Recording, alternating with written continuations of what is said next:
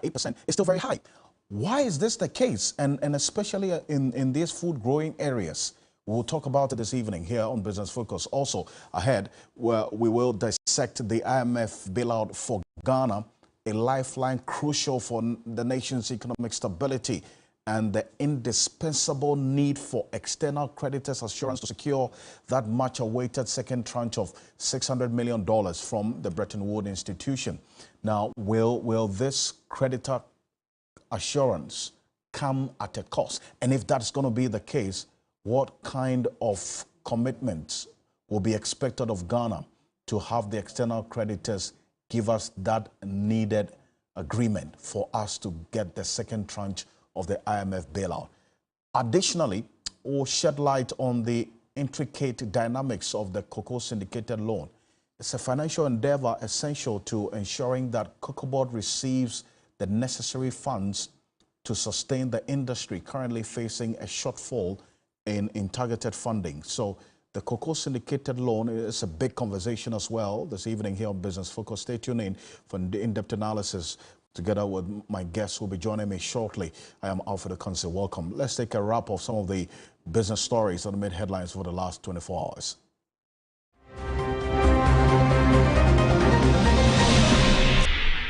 In Business Today, Director of ESEP, Professor Peter Korte, has stated the anticipated second tranche of the IMF bailout funds is expected to contribute to a more stable economy. He further mentioned the expected inflows would assist the government in carrying out essential expenditures.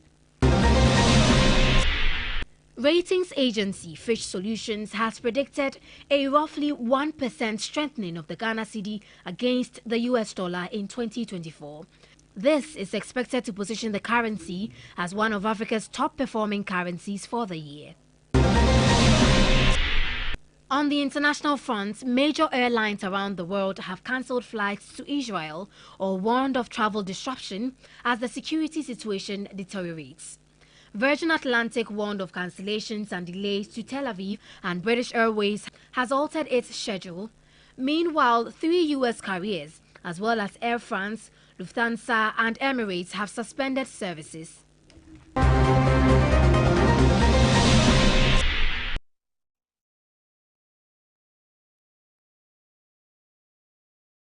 And you'll find more on 3news.com. Make some time and visit 3news.com. Now, on Friday, the finance minister, the governor of the central bank, and then also the IMF chef de mission, Stefan Rode, all addressed the press, giving updates on Ghana's progress under the IMF program.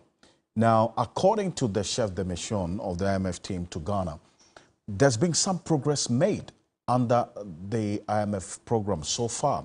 I want to take a listen to Stefan Rode. What makes us very optimistic is that these actions are already generating positive results.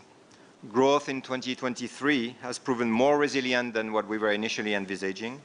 Inflation has declined. The fiscal and external positions have improved.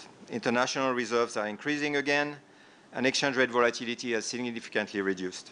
Once our executive board review is completed, Ghana would have access to another $600 million, bringing the total IMF financial support disbursed under the arrangement since May, when the program was approved, to about $1.2 billion.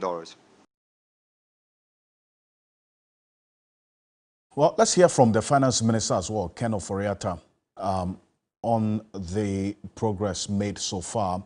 And then the reference point to what the IMF is talking about, the money is expected, all things being equal, after the external creditors agreement.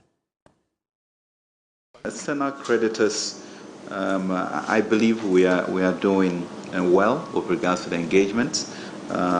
Expected that this coming week we might actually get a proposal for them. Our target is to be able to conclude this thing before year end, and we are pursuing it. And I think achievements of the SLA also puts pressure on coming to faster resolution. So this achievement is important towards our negotiating stance going forward. the Paris Club, Common Framework, MOU, certainly France and China continue to be very supportive. Well, so that's the finance minister there. Now take a look at some of the pointers that they put out during that joint press conference, and we'll be joined shortly by Professor Peter Kortei in a bit. But take a look at this. They say that program took off in May, and this review is ahead of the possible disbursements of the second tranche of $600 million in November. All things being equal, that is, if a board approval is secured, that's what has to happen. Now, and then also we are waiting for what's going to happen with the external creditors engagement. Now, Ghana's performance, according to Stefan Rode, under the program has been very strong. Reduction in deficit achieved in Ghana on course to lower this by some 4% of GDP. Now, Ghana has also met an oil revenue mobilization target for June 2023. All of these, bear in mind, are macroeconomic targets. Now, government spending is within program spending limit. Social protection program expanded to protect impact of program on the vulnerable. And monetary policy appropriately tightened. All these macroeconomic targets the IMF has been making reference to. But we'll find out what was done to even achieve this and at what cost that it came, especially for the Ghanaian people. Now, you see the Bank of Ghana's position as well, presented by Dr. Addison, the governor of the central bank. It says that non-food inflation dropped by 90%, food inflation declined by 8%. And it is this food inflation aspect of his presentation that we're going to be spending some time on here on Business Focus. Now, Bank of Ghana has also built reserves of about $650 million from the beginning of the year instead of the program's drawdown of $98 million. Professor Peter Kortei is the dean and also the director of the Institute of Statistical, Social and Economic Research, ISE, at the University of Ghana, Legon. I thank you so much, Professor Peter Kortei, for joining us here on Business Focus. Now, you heard the finance minister there that the IMF's review shows that Ghana's economy has achieved stability. Would you say that stability in itself has been achieved, as the finance minister is saying, because of the IMF's assessment of the progress made under the program so far? Well, I think we've made progress, but I wouldn't say we have achieved stability in the sense that where we even find inflation is not the desired level. Inflation is still very high compared to our peers. GDP growth, yes, we've seen some improvement. The last 2 quarters of 2023 shows we're growing around 3%. And we are likely to achieve same by end of year. Exchange rate has been relatively stable, so we see the fiscal. But I think it's early days yet for us to celebrate. So I don't think we are on the path towards achieving stability, but I don't think we've reached the point where we can confidently say we've achieved stability. But I see, you see, some level of macroeconomic stability has been achieved. That's at least per the indicators that I put out earlier and what the IMF itself has captured in their statement. You see some level of some macroeconomic targets being ticked there. But you would concede also, Professor Peter Kortei, that this progress has come at an extreme cost to the Ghanaian people, is it not? Making very huge sacrifices under this domestic debt exchange program, the high inflation rate, high interest rate that we've seen over the period, isn't it? You are very much right. It's come at a very high cost to Ghanaians. The painful debt exchange program has caused a lot of people to lose income. Some livelihood have been severely affected. Some businesses have gone down as a result of all this restructuring processes. It's come at a cost to even the country and to everybody. So it's really been a big challenge. Even if you look at real incomes, people's real income have all come down or reduced if you look at the rate of inflation and look at how much match it against increases in wages, we can say that real wages have declined, and by extension, livelihood.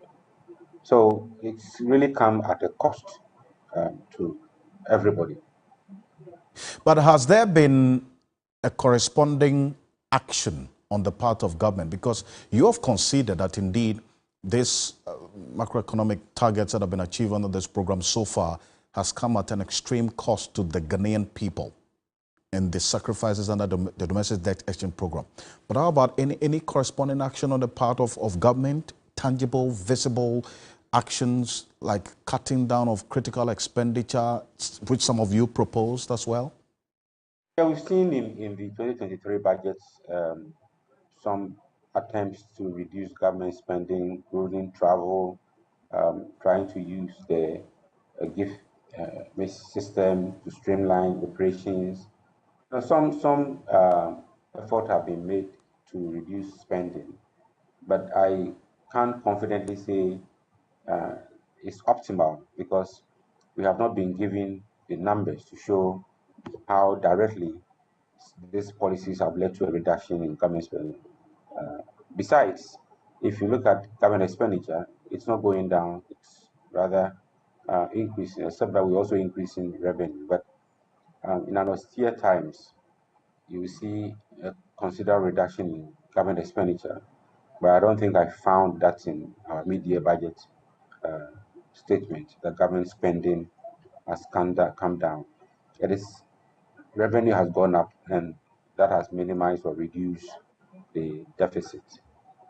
I see. But, Prof, you see, we talk about some of the indicators of reference that the IMF used, inflation, interest rate, the stability of the city, all of these which we're going to be interrogating as we go on. But you see, if you look at inflation, headline inflation has gone down, as compared to, say, December last year. But then again, food inflation, even though has reduced by 8%, is still very, very high. Now, if you look at the food inflation in some of the food growing areas, like the Northeast region, the Eastern region, the Western region, they are even higher than the food inflation in the Greater Accra region. This is where food is grown. This should be concerning, is it not? Worrying. I mean, it's quite surprising and shocking to see inflation sometimes even higher than in Accra, food inflation higher than you will find in Accra.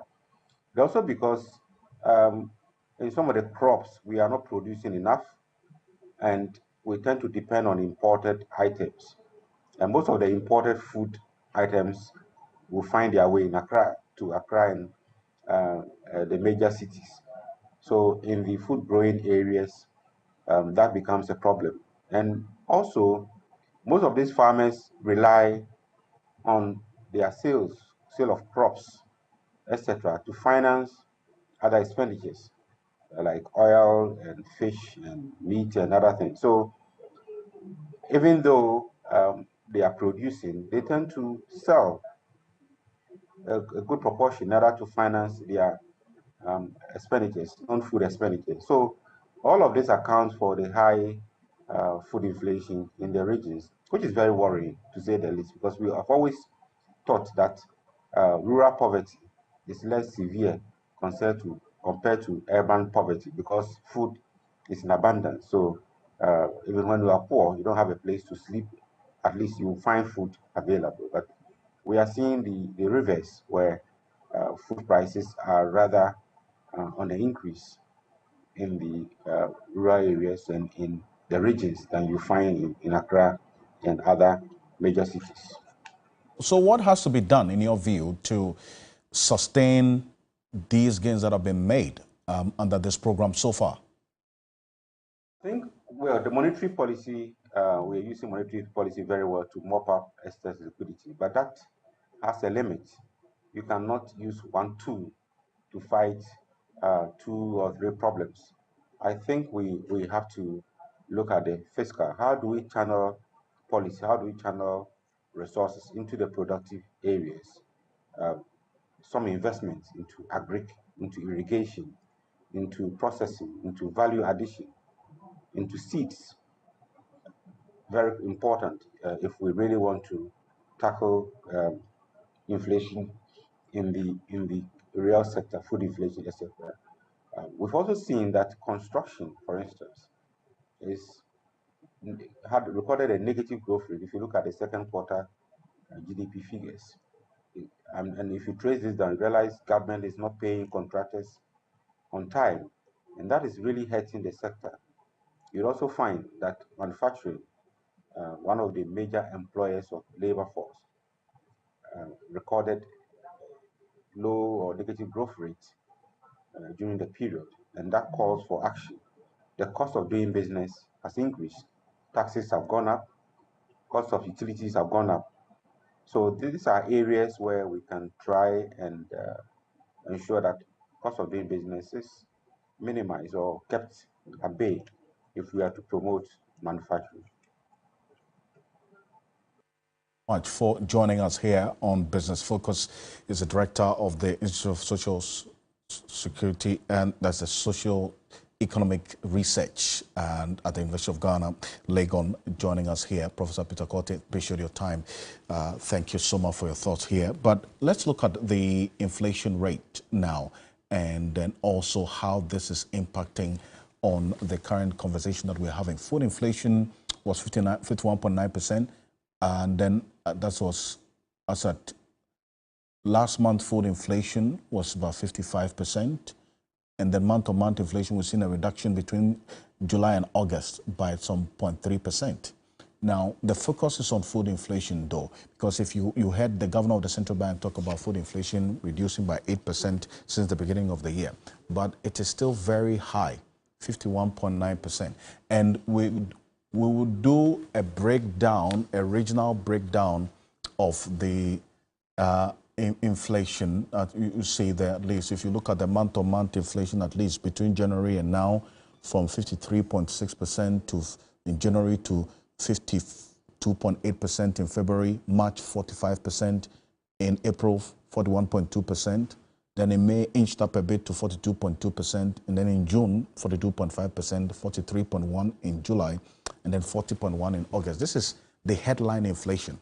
But if you drill down, you see something very worrying happening with respect to food inflation. And we would have Dr. Charles Nyaba joining us as we go on in a bit to speak to why the food inflation is high in some of these food growing areas. Now, this is quite worrying to say the least. And Dr. Charles Nyaba will be joining us shortly. Stay with us. We'll be back shortly after this quick break. This is Business Focus here on TV3. Stay with us. We'll be right back.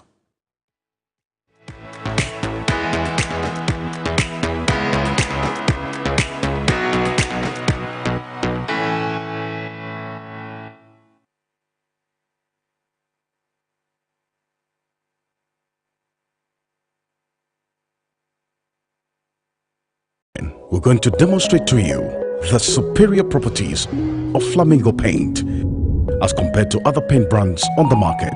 We take equal quantities of Flamingo paint and this ordinary paint. We then dilute them with water. And now let the test begin. The gentleman on the left is going to apply the ordinary paint, and the gentleman on my right will use the Flamingo superior paint. As you can clearly see, Flamingo has the obvious better hiding. Furthermore, Flamingo has painted a much larger area.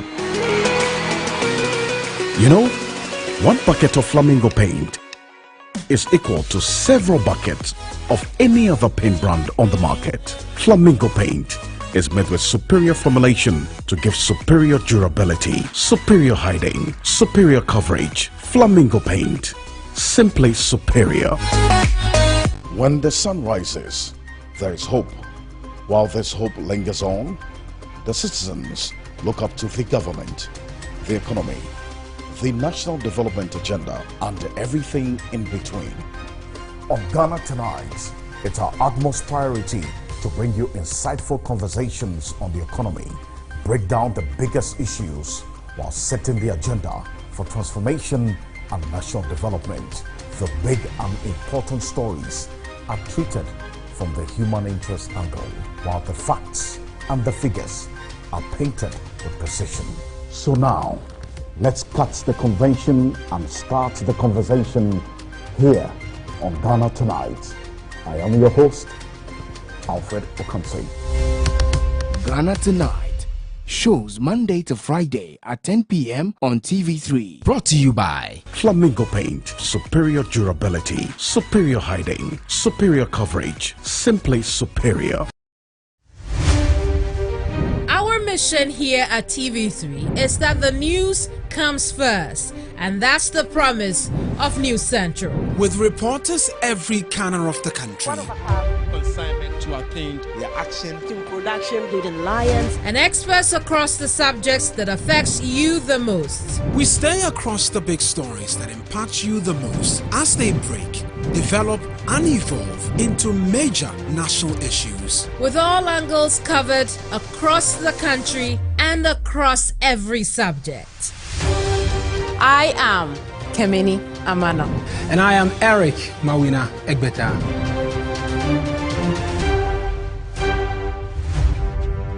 News Central, coming soon on TV3. TV3, first in news.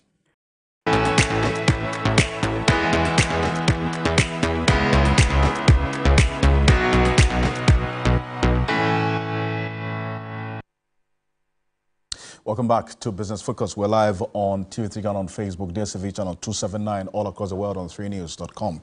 Now, although the headline inflation has gone down, at least between January and now, as we put out earlier, food inflation, though it's reduced by 8%, is still high on the market. If you go to the market to buy food items, you still see that even though we were in the harvesting season, the prices of food items still high. The Northeast region is a food growing area where food is grown and transported to down south here in Accra for us to buy. Look at the food inflation in the Northeast region, 85.5%. In the Eastern region, 70.4% food inflation. Bona region, 63.1%. The Northern region, 61.3%. In the Western region, 58.3%. And look at what's happening in the Northwestern North, 55.3%. Savannah follows in that same order. Bono East region had a food inflation of 49.9% in the month of August. And Volta region, 47.6%. In the OT region, 45.4%. The Greater Accra region comes in with 45.4% food inflation. Central region, 44.7%. Ashanti region, 43.3%. Upper East, 42.9%. And the Ahafo region, 36.9%.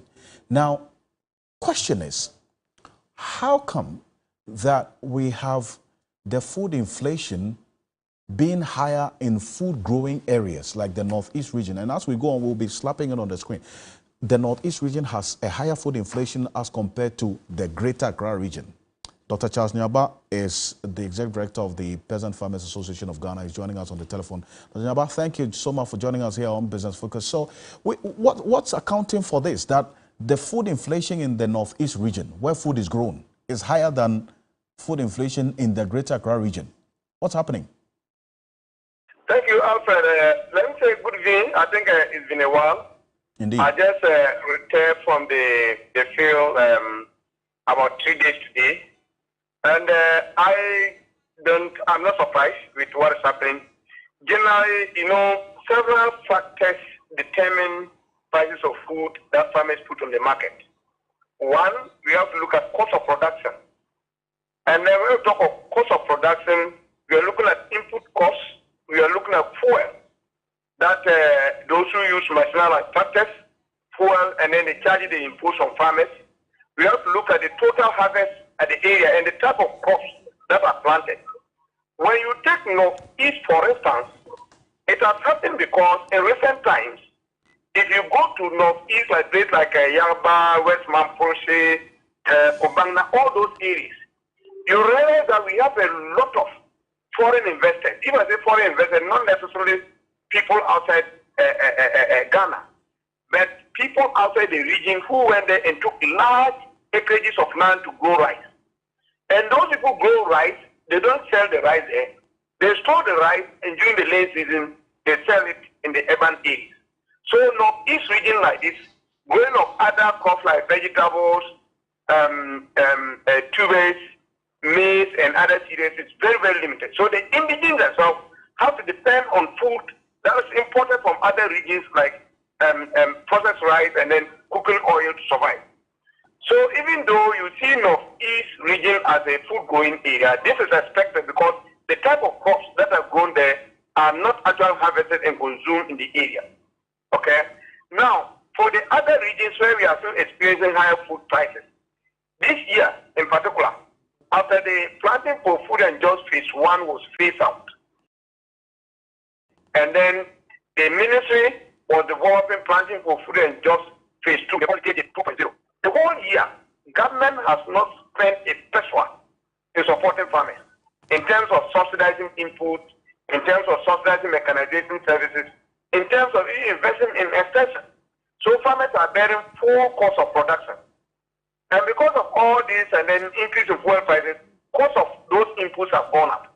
So once the cost is gone up, when the farmer produces, they also push the cost on the consumer. So this is expected, and I don't think it's going to go down anytime soon. I see. You project that the prices of food items, that is in these food growing areas, is not going to go down anytime soon. Yeah, so if you look at this time run, many farmers are harvesting most of the crop. If you take a peanut, if you take those who did a major season maize, rice, we are yet to actually start harvesting rice. Those who did millet, cowpea, plantain, all these areas they are harvesting. Okay? So if prices are not down now, I don't expect that after the harvest is done, price is going to go down. Because if a farmer will even have to sell the price at a lower cost, it's a commodity that is perishable, and that farmer cannot store it. Because if you want to sell it at a lower cost, you will not cover your cost of production. Okay? So I'm not, because last week there was a price negotiation in Brussels for rice. And the prices that the buyers were proposing and the price the farmers were proposing, I was a witness to that. You realize the farmers were being realistic, even though the reason the buyers are also giving makes sense. But if farmers are to go by that, it means that the subsequent year they won't be able to produce because of cost of production. I see. So this can be zeroed down to the cost of inputs, which has pushed up the prices of food items in these food growing areas. Alfred, you are right. This year, for instance, if you take, let me just cite some few examples. If you take NPK fertilizer, I'll take one company for instance. If you take NPK fertilizer for Yara, for instance, it's going to between 460 Ghana cedis to 500 Ghana cedis, depending on the region. The same bag of fertilizer last year was going for around 400 Ghana cedis. When you take a pesticide, the common pesticide or weedicide, average price for last year was around 46 to 50 cedis. This year, in most places, it's going for 60 to 70 cedis. Okay? When you take a cost of mechanization service, plowing services, last year was going for around 200. This year, in many places, is going between 250 to 300 Ghana cedis. So once the farmer produces, the farmer will also factor all this into the total production cost for an acre, which we call a crop budget. So after doing that, if you divide, the farmer cannot sell it lower than a certain price, no matter the bumper harvest that farmer would have recorded. I see. Now, so what are the interventions, very briefly, do you expect that government would put in place to address this situation? Because even though headline inflation is reducing, as we have said, or declining, we are seeing food inflation, a critical factor in the inflation computation, also reducing, but not at that same rate. We're still buying food items high in price on the market. Yeah, so our expectations are that the Planning for Food and Jobs, PFJ 2.0 has just been launched. And I saw in many platforms, the government is advertising for people to express interest. So we are hoping that when that project is commenced fully, and then government come out with intervention that will cushion farmers against higher cost of right time that it is needed, then farmers are likely to increase their production and the cost will come down. But leaving the total cost of production, not replacing everything to the farmer, obviously when the farmer produces, that farmer will have to sell at a certain price to remain in business. I appreciate your time. Thank you so much. Dr. Charles Nyaba is Executive Director of the Peasant Farmers Association of Ghana. Thank you so much for joining us here on Business Focus. Now you take a look at this. We're still disaggregating the information put out by the IMF in making the conclusions about the progress that we've made under the program. We've had a conversation with Professor Peter Kortei about the stability that the finance minister talks about, which he's raised questions of, but also the fundamental concern is about the policy rate as well. That's one of the indicators that the IMF also looked at, monetary policy, tightening monetary policy. The IMF said that has been done. Take a look at this. We track the policy rate over the period from October 2022, a year ago. The policy rate was 24.5%. That's the rate at which the Bank of Ghana lends to the various commercial banks. November, it increased to 27%. In January 2023, increased to 28%. March, 29.5%. In May, it was maintained. And in July, increased to 30%. In September, increased to, in fact, it was maintained to as at 30%. Now, if you look at this policy rate and compare it to the reference rate as well, and then also the rate at which the various commercial banks are applying to their loans, it ranges between 33 to 35%, and the private sector is heavily hit. Now, if you look at these three indicators, inflation, interest rate, city stability, that's part of the indicators that the IMF looked at. Joe Jackson is a financial analyst. He's joining us on Zoom for a quick conversation on this. Now, I'll start off with this particular issue of the stability of the city, the relative stability of the city between January and now. Mr. Jackson, thank you very much for joining us here on Business Focus. Now, one of the major indicators that the IMF looked at in assessing the state of the economy is the city, the relative stability of the city between January and now. Can this relative stability be pinned or attributed to any specific policy intervention that has been introduced or implemented between the period under review, that is January to date, from your own analysis, where you sit? Hello, Mr. Jackson.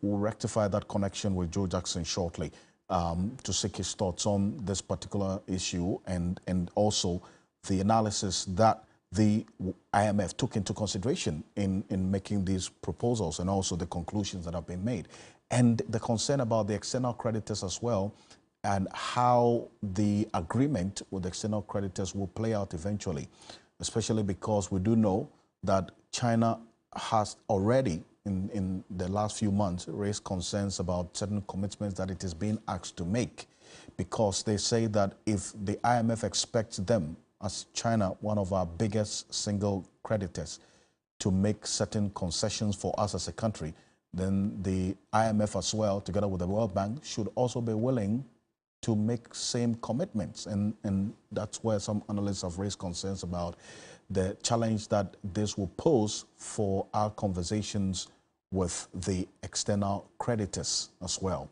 and especially how things are going to play out in the coming months going forward.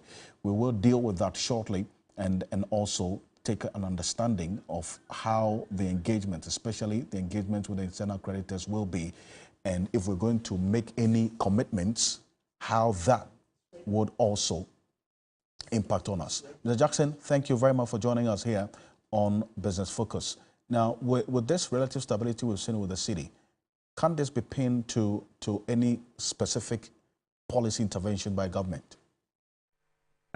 Yes, it can. And there's a very important policy intervention that took place in December of last year. As at 18th December last year, the government raised its hand and said, I can't pay any of my debts. I won't pay any more. I've defaulted. And I will remain in default until I can negotiate a new rate with you.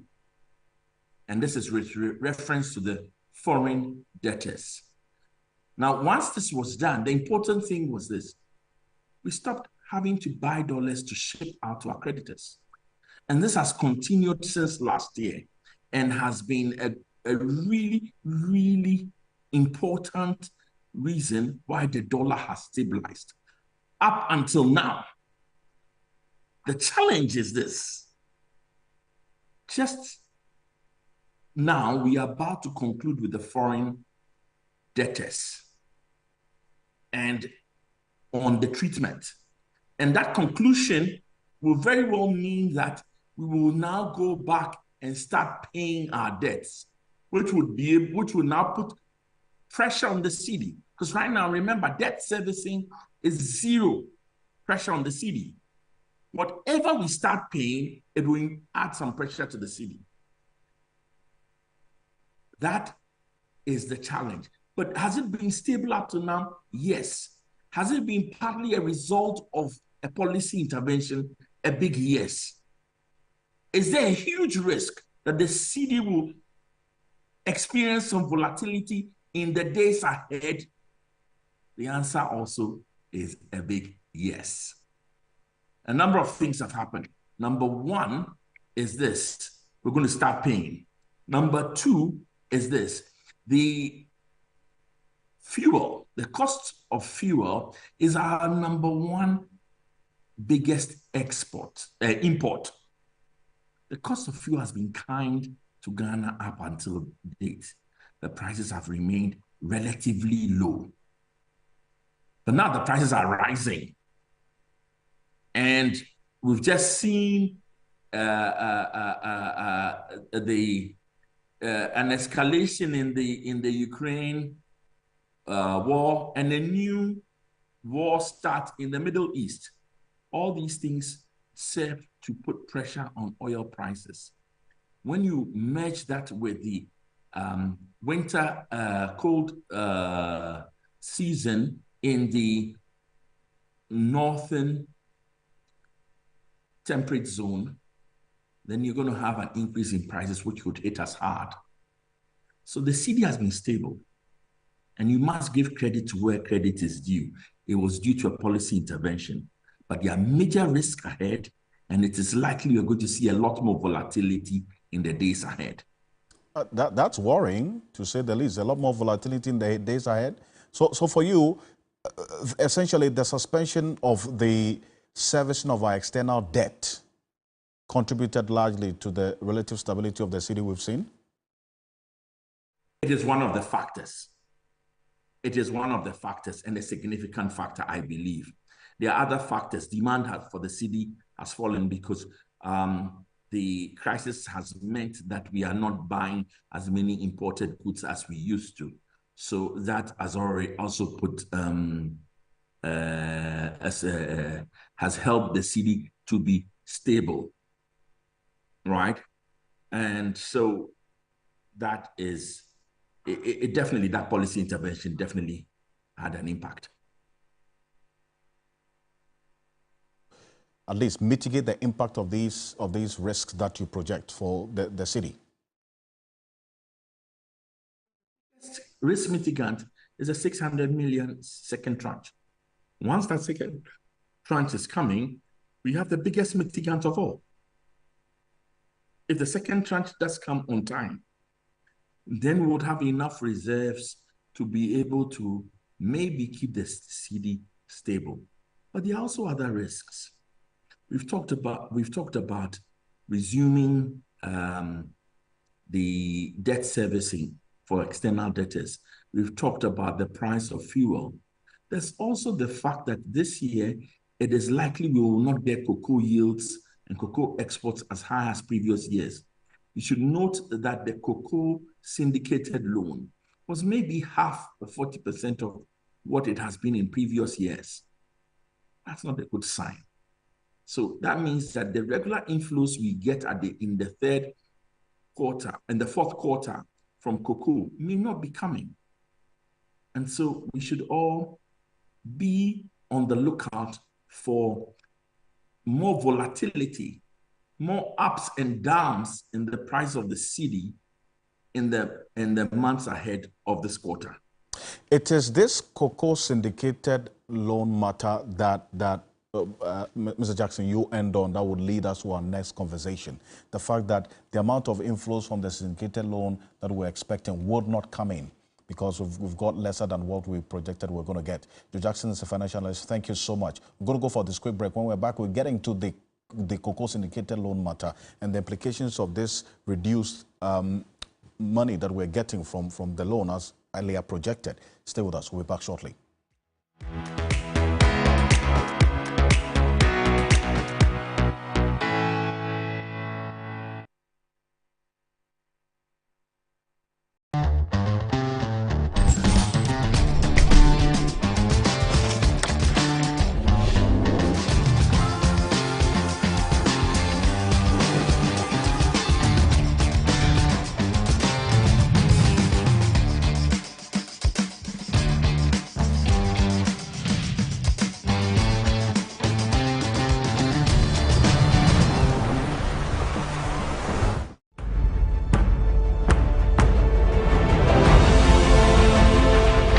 The expert at anything was once a beginner.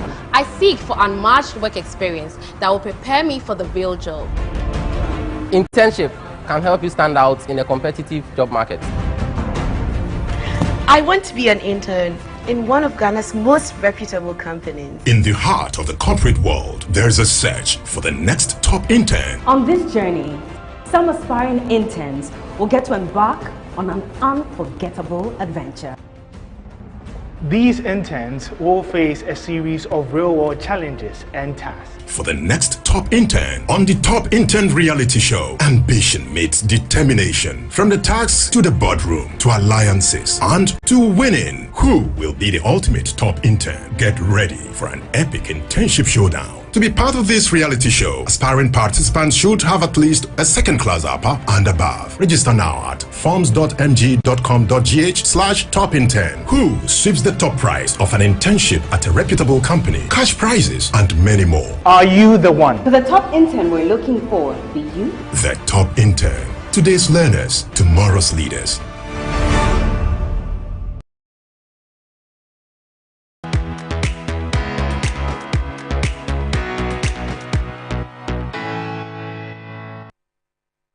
To Business Focus, we projected to get over 1.1 billion from the cocoa syndicated loan. Unfortunately, we got lesser, and my colleague Michael Obodo is here to walk us through exactly what happened. Michael, what's the situation with this cocoa syndicated loan?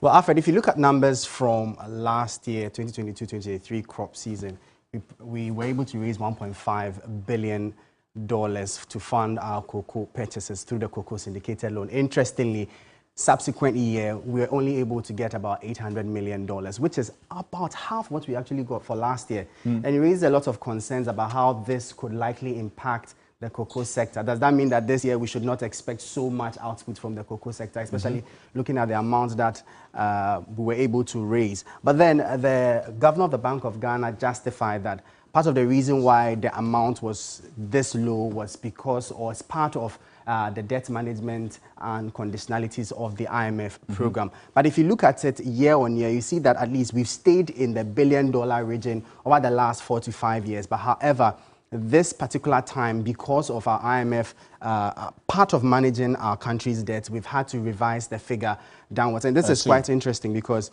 over the years, the cocoa syndicated loan has been the approach by which government has raised revenue to purchase its cocoa. Previously relied on donor funds from organizations like the Africa Development Bank. However, that wasn't sustainable. So government introduced in 1993, 1994, the cocoa syndicated loan approach through the Ghana Cocoa Board. Obviously, that has its advantages because you are able to raise more money using banks that ordinarily would not be able to raise the amount you need as individuals. Right. But then when you pull them together, obviously, then you leverage on their strength. And then also the risk element is mitigated. At least if you had just one bank sourcing that money for you, obviously the risk is higher if they fail. And that's basically what the whole cocoa syndicated loan conversation is about. Super stuff there. Now, Dr. Dosu Sarkodie, now what would be he's joining us, he's an economist and also a lecturer at the University of Ghana Economics Department. Thank you so much for joining us here on Business Focus. What would be the implication of this reduced target that we got from this so-called syndicated loan? Hello, Doc? Well, I think the impact will be looked at from the angle of the... I can hear you. Can you hear me? I can hear you clearly. I can hear you. Can you hear me? Yes, I can hear you clearly. The purpose of the syndicated loan, the purpose was to finance the purchase of cocoa beans. And as a country, are we in the position to finance the purchase of cocoa beans, even if the syndicated loan is not enough? I believe we should strategize. We should find alternative. Michael mentioned that before 1993, there wasn't anything like syndicated loan or over-reliance on the syndicated loan. What were we doing then? And can we do some of those things today? Whatever ways that the government should find to finance cocoa, the purchase of cocoa beans, they should find it out. It shouldn't lead to a situation where farmers' cocoa beans will not be purchased. They'll be left on the farms because cocoa hasn't gotten the finance to purchase them. There are local banks. When the government was able to go to the international capital market or the Eurobond market to raise funds, they resorted to the local market, they resorted to the treasury bill market. So a similar thing could be done. The government can resort to domestic banks.